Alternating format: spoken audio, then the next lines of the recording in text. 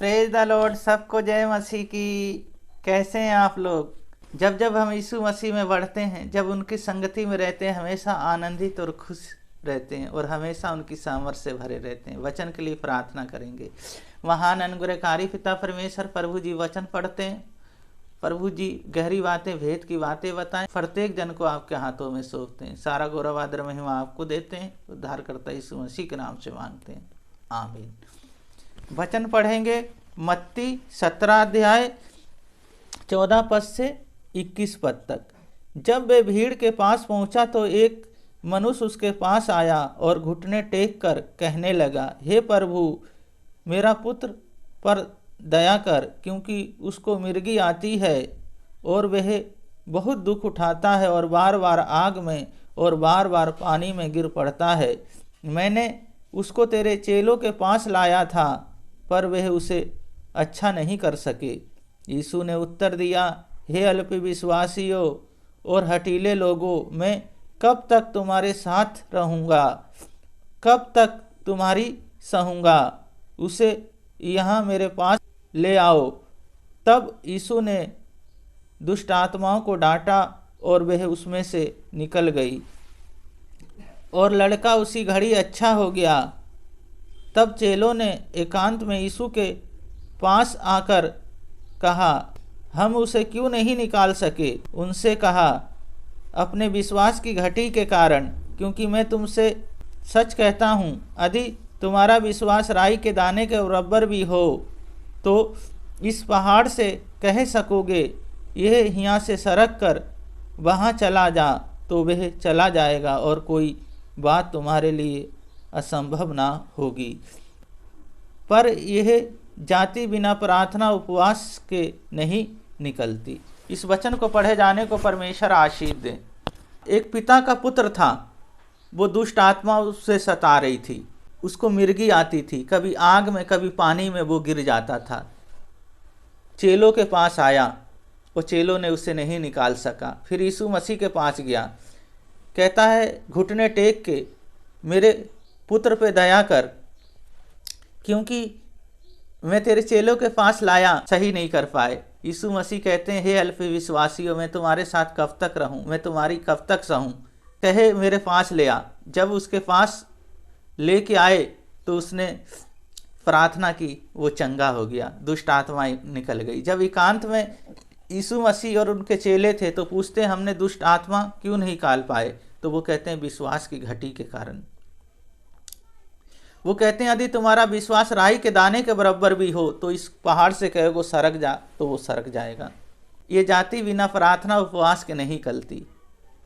यीशु मसीह कहते हैं प्रार्थना करो। पहली बात है प्रार्थना। जब हमने यीशु मसीह को जान लिया है तो हमें प्रार्थना करना है। प्रार्थना में मजबूत बनना है, हमें सामर्थ्य से भरे रहना, उनकी उपस्थिति में रहना है। ये प्रार्थना ही है जो हमारा हथियार है। जो प्रार्थना ही है दुष्ट शक्तियों से लड़ सकते हैं। इस दुनिया में रहते हुए हम कई सारे कार्य करते हैं, पर हमें प्रार्थना करना है। जब प्रार्थना करना है तो हम मजबूत होंगे और उनकी सामर्थ्य से हमेशा भरे रहेंगे। दुष्शक्तियाँ कार्य नहीं कर सकती, बीमारियाँ भाग जाएंगी, दुष्शक्तियाँ भाग जाएंगी, पर हमें प्रार्थना करना है। और दूसरी बात है विश्वास करना है। जब विश्वास हमने कर लिया, हमारा विश्वास छोटा होता है, बढ़ते बढ़ते बहुत बड़ा हो जाता है। इसी तरह हमारा विश्वास बढ़ता चला जाए। जब जो कुछ हम बोलेंगे वो हो जाएगा, सब कुछ सही करेंगे। हमारा विश्वास ऐसा हो। आज देखते हैं हम लोग परंपराओं पे चल रहे हैं, लोग कही हुई बातों पे चल रहे हैं। आज कहते हैं लोग ग्रहण लग जाएगा तो ये हो जाएगा तो वो हो जाएगा। आज डर रहे हैं, थरथरा रहे हैं, कांप रहे हैं, पर मसीह यीशु में इन चीज़ों को नहीं मानते। वो सिर्फ वचन को मानते, वचन को फॉलो करते हैं, वचन के अनुसार अपने जीवन को जीते हैं, उनके अनुसार जीते हैं।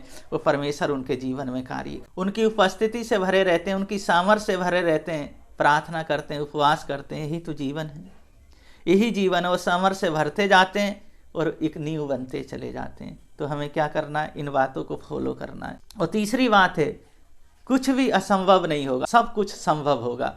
जब यीशु मसीह पे विश्वास कर लिए, कोई भी बात असंभव नहीं होगी, सब कुछ संभव होगा। पर हमें क्या करना है? अपने जीवन में यीशु मसीह को पहला स्थान देना है। हमारे जीवन में सब कुछ ऐश होगा। नो वाला कोई भी काम नहीं है, नो वचन में नहीं है, ऐश है, सिर्फ ऐश। नकारात्मक नहीं, हमेशा सकारात्मक हमें सोचना है। हमारे जीवन में सब कुछ अच्छा होगा। पहली बात है हमें प्रार्थना करना, दूसरी बात है हमें विश्वास करना, तीसरी बात है सब कुछ संभव होगा। कोई भी बात असंभव नहीं होगी, सब कुछ संभव होगा। इसी तरह अपने जीवन को जिए, वो हम पे करना और भलाई करेंगे और अपनी सामर्थ्य से हमें भरेंगे, तो वो हमारे जीवन में खुशी और आनंद देते हैं। उन खुशियों को पाना चाहते हैं, उनकी संगति में हम बढ़ते चले जाते हैं। प्रार्थना करेंगे। महान अनुग्रहकारी पिता परमेश्वर, भाई बहनों को, बच्चों को, प्रत्येक जन को आपके हाथों में, आपके लहू में ढकता हूँ। भाई बहनों को, बच्चों को, प्रत्येक जन को आपके लहू में ढकता हूँ। सबसे महिमा ले, आपकी उपस्थिति, आपकी सामर्थ्य में बढ़ते चले जाएं। इस संसार में रहते हुए कई बार प्रभु जी परंपराएं हैं, कई बार लोगों को देख के प्रभु जी भयभीत हो जाते हैं, डर जाते हैं, पर आपका वचन कहता है तुम्हें डरने की जरूरत नहीं है।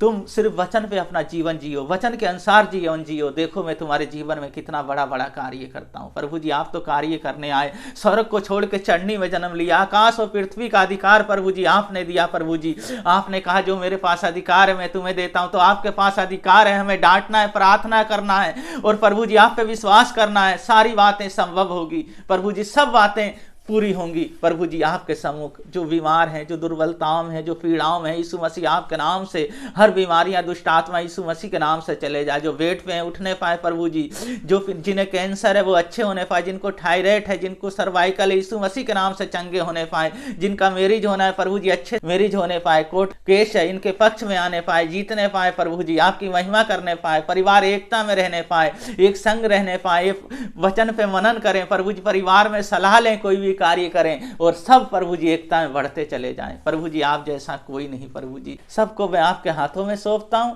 पिता, पुत्र और पवित्र आत्मा के नाम पे सबको आशीषित करता हूं। सारा गौरव आदर महिमा आपको देते हैं, उद्धारकर्ता यीशु मसीह के नाम से मांगते हैं, आमीन।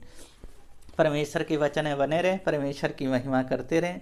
परमेश्वर है जो हमें हर दिन न्यू बनाते हैं, नया बनाते हैं, वही तो हैं जो हमारे जीवन में खुशी और आनंद से भरते हैं। परमेश्वर आप लोगों को बहुत बहुत आशीष करें, बलेश करें। सबको जय मसीह की।